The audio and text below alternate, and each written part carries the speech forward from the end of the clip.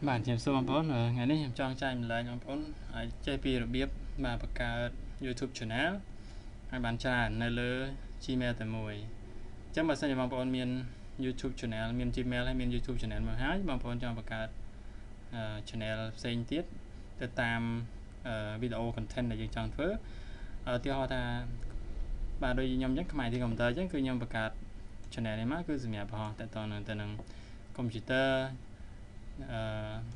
ហើយបើសិនខ្ញុំចង់បង្កើត content ផ្សេងទៀតគឺខ្ញុំត្រូវបង្កើត channel មួយទៀតដើម្បីធ្វើវីដេអូទៅតម្រូវទៅតាម content របស់យើងណាចាក់ស្ដែងដូចជារបស់ខ្ញុំអញ្ចឹងបាទនេះនៅក្នុង Gmail ខ្មែរទី computer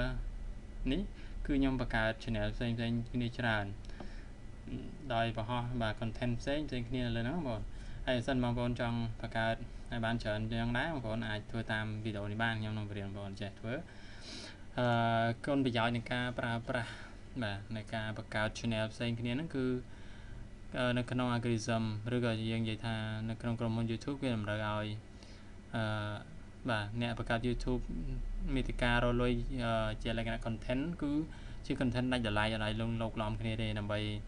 YouTube វាងាយស្រួលក្នុងការបញ្ជូនវីដេអូយើងឲ្យទៅកាន់អ្នកដែលគាត់និយមចូលចិត្តមើលប្រភេទអីវានឹងរុញវីដេអូហ្នឹងឲ្យគាត់ឃើញច្រើនអញ្ចឹងយើងគួរតែបង្កើត channel ផ្សេងៗគ្នាទៅតាម content ផ្សេងៗគ្នាដែរបើ content យើងនិយាយអំពី computer យើងបង្កើត channel មួយទៅបើយើងចង់បង្កើត content ផ្សេងទៀតដែលទាក់ទងបាសយើងបង្កើត content មួយទៀតទៅឬក៏យើងចង់បង្កើត content ដែលទាក់ទងនឹងការធ្វើម្ហូបយើងគួរតែបង្កើត channel ផ្សេងមួយទៀតធ្វើម្ហូបបាទអញ្ចឹងកុំឲ្យខាតពេកតោះចាប់ផ្ដើមបង្កើតទាំងអស់គ្នាតោះអញ្ចឹងនៅពេលបងប្អូន sign in ចូល Gmail ហើយចូលទៅកាន់បាទ YouTube channel របស់យើងយ៉ាងហើយយើងចូលទៅកាន់ logo ខាងស្ដាំនេះកន្លែងរូប channel របស់យើងហ្នឹងបន្តមកទៀតបងប្អូនរកមានពាក្យថា setting បញ្ជាក់នៅពេលបងប្អូន sign in ចូលគឺ sign in ចូល channel មេណា channel ដើមគេណាដែលភ្ជាប់ជាមួយ Gmail យើងណាបាទបន្តមកយើងចូលដល់ setting នេះមកបាទ setting នេះបាទ setting ចូលលើ setting មកបាទបងមើលនេះបាទនិយាយថា add or manage your channel ឃើញទេបងនេះចុចលើហ្នឹងមក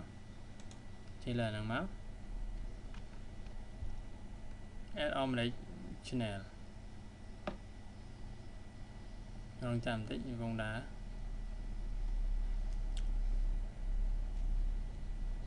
បាទតោះមកវានឹងបង្ហាញ channel ដែលយើងបានបង្កើតទាំងប្រហែលហ្នឹង